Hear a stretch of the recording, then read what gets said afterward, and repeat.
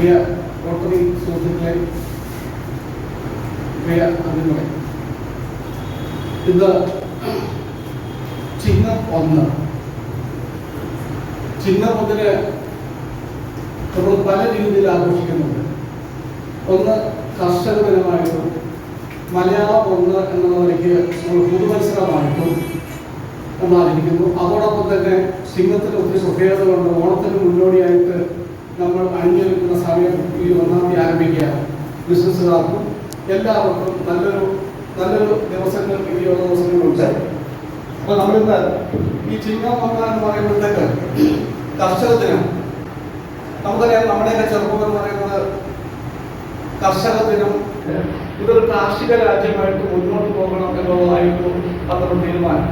അതിൻ്റെ ആ തീരുമാനപ്രകാരം നമ്മൾ എല്ലാ സ്റ്റേറ്റിലും കൃഷിയെ പ്രോത്സാഹിപ്പിക്കുന്ന രീതിയിലുള്ള പല പദ്ധതികളും പഞ്ചവത്സര പദ്ധതികൾ പോലും ഉൾപ്പെടുത്തിക്കൊണ്ട് നമ്മുടെ കൃഷിയെ പ്രോത്സാഹിപ്പിക്കുന്ന രീതിയിൽ നമ്മുടെ ഭരണകൂടങ്ങൾ കൃഷിയെ പ്രോത്സാഹിപ്പിച്ചിരുന്ന ഒരു കാലം ഉണ്ടായിരുന്നു 1947 ശേഷം.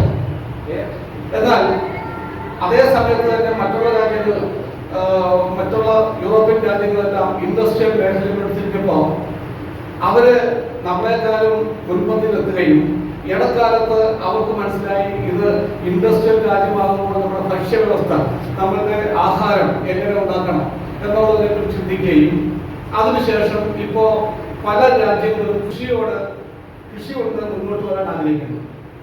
നമ്മളെ സംബന്ധിച്ചോളം നമ്മുടെ കേരളത്തില് കൃഷി അന്യം നിന്നുകൊണ്ടിരിക്കുന്ന അവസ്ഥയാണ്. അതിനുദാഹരണമാണ് നമ്മുടെ മക്കൾ ആരെങ്കിലും കൃഷി സ്ഥലത്തോട്ട് എത്തി നോക്കുമ്പോൾ ചെയ്യില്ല.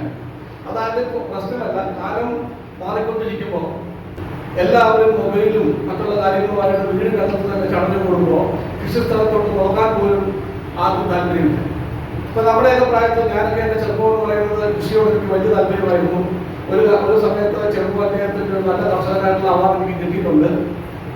സമൂഹത്തിന്റെ മാറ്റം, ആ മാറ്റത്തിൽ കർഷകരെ നമ്മളൊക്കെ മറക്കുന്നു. കൃഷി എന്ന് പറയുന്നത് ഈ നമ്മുടെ മുന്നിലിരിക്കുന്ന ഒരു 50 വയസ്സിൽ കൂടുതലുള്ള എല്ലാവരുടെയും ഉള്ളിൽ ഒരു കൃഷി സ്വപ്നമുണ്ട്. അടുത്ത തലമുറയ്ക്ക് ആ സ്വപ്നമില്ല. നമ്മൾ ഇപ്പൊ ചെയ്യേണ്ടത് നമ്മുടെ അടുത്ത തലമുറയെ ഏതെങ്കിലും ഒരു കൃഷിയിലോട്ട്, ഏതെങ്കിലും നമ്മുടെ പറമ്പിൽ തന്നെ ഏതെങ്കിലും ഒരു മുളകോ പച്ചമുളകോ വഴുതനയോ അങ്ങനെയുള്ള കാര്യങ്ങൾ നട്ട് അവരെ കൃഷിയോട് ചെറിയ സ്നേഹമെങ്കിലും ഉണ്ടാക്കിയെടുക്കണം. നമ്മളിപ്പോൾ ഒരു പഠനത്തിൽ ഫോട്ടോ കണ്ടു, നിറച്ച് കപ്പലങ്ങൾ കായ്ച്ചു കിടക്കും.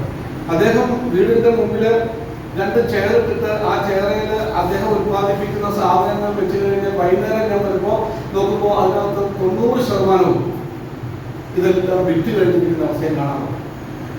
അപ്പോൾ ഇന്നും കഴിക്കാൻ ആളുണ്ട്, ഇത് ഉത്പാദിപ്പിക്കാൻ ആളുകൾ. ഇപ്പൊ നമുക്ക് നമ്മുടെ വളരെ എന്താണ് പറയാനുള്ളത്, നമുക്കൊരു പ്രോജക്റ്റ് എന്തുകൊണ്ട് ചിന്തിച്ചുകൂടാ, നമ്മളുടെ ഏരിയയിലുള്ള കർഷകരെ നമുക്ക് ഏതെങ്കിലും രീതിയിൽ സഹായിക്കണം.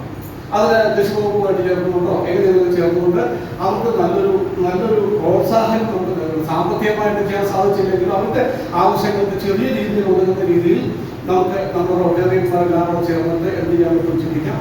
ഞാൻ കൂടുതൽ ലഭിക്കുന്നില്ല. എൻ്റെ കടമ സ്വാഗതം പറയുക എന്നുള്ളതാണ്.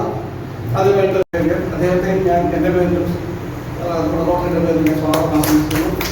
നമ്മളുടെ മുഖ്യ അതിഥികളായിട്ട് എത്തിയിട്ടുള്ള, നമ്മൾ ആദരവ് സ്വീകരിക്കാൻ എത്തിയിട്ടുള്ള 3 പേരുണ്ട്. ദാമോദരൻ ചേട്ടൻ, തോമസ് ജി മുണ്ടയ്ക്കൽ, വേണു വിജയനഗരത്തിൽ, എല്ലാവരും ഒറ്റവാക്കിൽ ഞാൻ സ്വാഗതം ആശംസിക്കുന്നു.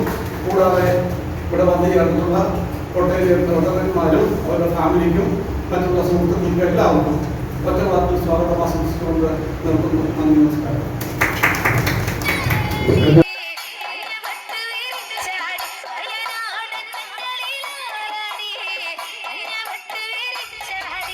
Program sponsored by Murika Road.